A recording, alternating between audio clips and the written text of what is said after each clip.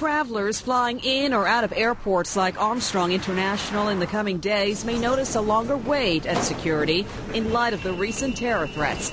Across the state, law enforcement too and Homeland Security officials are also on alert to protect citizens here. These men and women are working very, very hard to make sure that they prevent and disrupt any potential attacks on the people of Louisiana.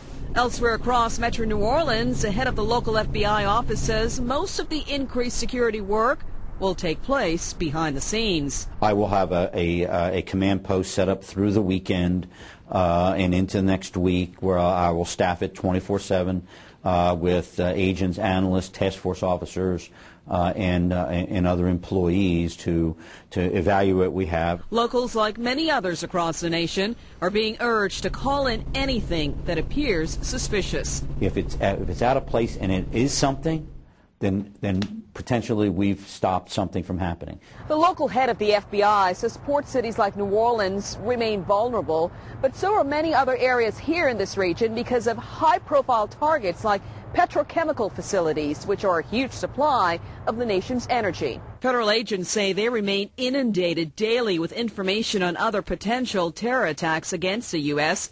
10 years after the attacks in New York and D.C., and the recent death of bin Laden. It's like drinking out of a fire hose there, where the amount of information that comes in daily, not just from the general public, but from investigative methods, from sources, from our collaborative partners overseas. He says a challenge always is sorting through all of that information in time to stop another potential attack.